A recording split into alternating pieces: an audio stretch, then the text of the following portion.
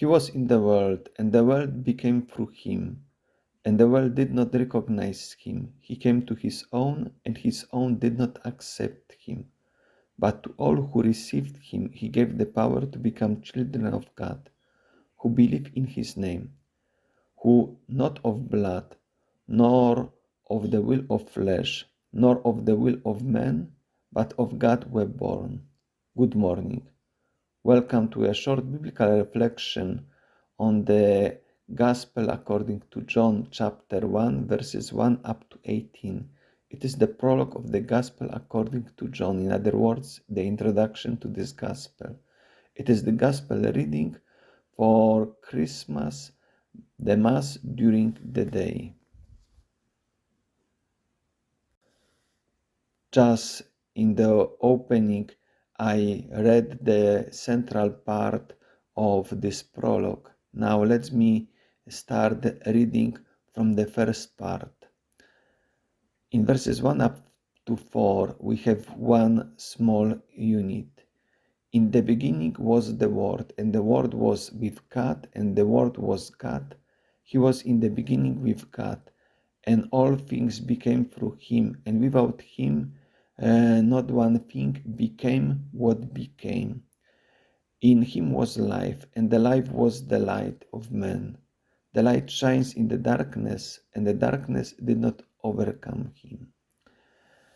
This first opening unit focuses on the Word of God, which is the term used for Jesus Christ, on his eternity, existing since the beginning, as well also describing his quality, we can say titles. In verse 4, he is called as life, and then later on that this life was the light of men.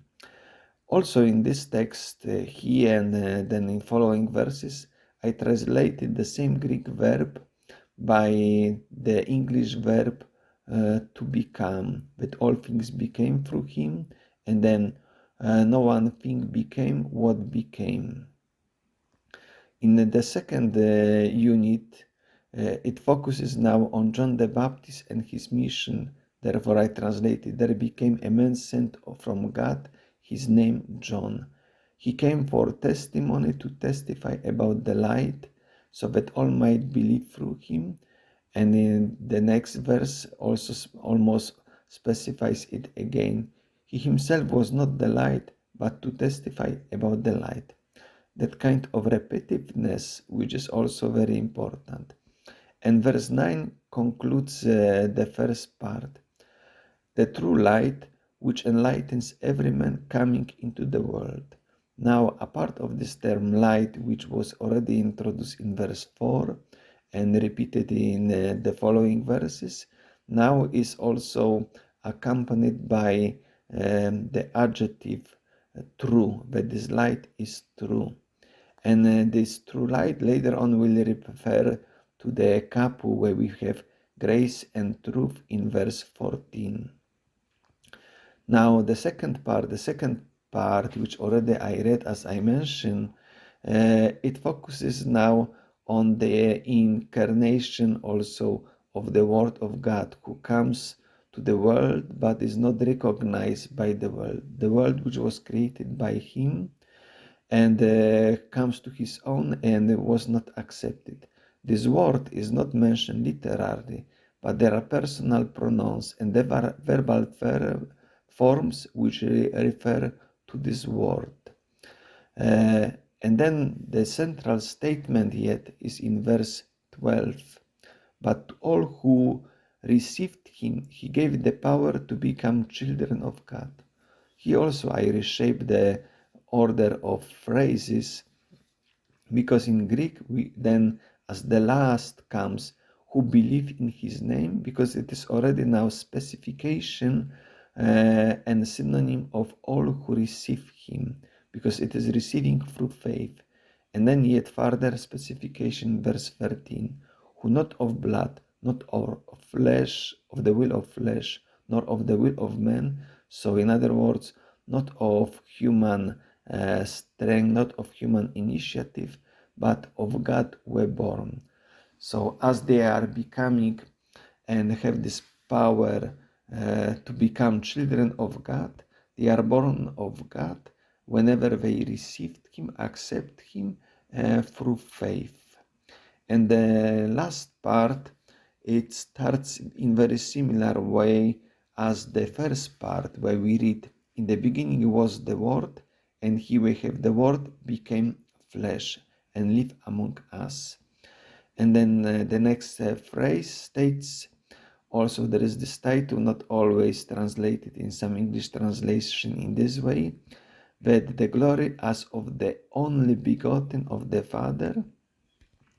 It is not only Son, but only begotten, very particular title, and full of grace and truth. This word full later on is used in verse 16 as fullness, and also accompanies the couple of grace and truth, because we read, "From his fullness we all have received grace upon grace." But from verse 15 we have second unit of the third part, which focuses now on John, on his job which he has to testify, as in verses 6 and 8 was specified that he came for testimony, to testify about the light. Now John testified to him and cried out, saying, describing Jesus' quality. In verse 15, the second line, also there is important, I translate it also very literally, "Who comes after me, before me, he who comes after me, before me became, because he was first of me." Not that was before, there is this particular adjective meaning literally first, and in such a way it strongly refers to the opening verse, where we have this double repeated statement in the beginning. He was first of all and was at the beginning. And then yet verse 17 now makes comparison between Moses, the law of the Moses, and the grace. That because the law was given through Moses, this law which was unable to save people, now the salvation comes as a grace and truth through Jesus Christ.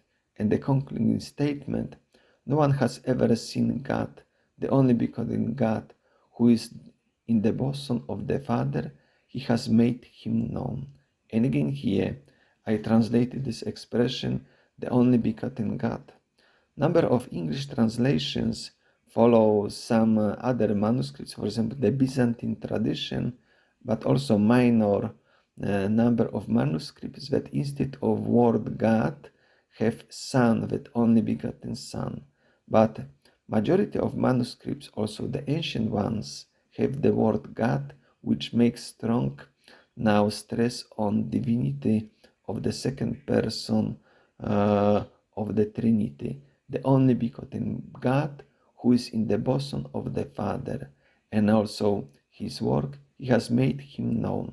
As John is testifying about Jesus, also Jesus is testifying about God the Father.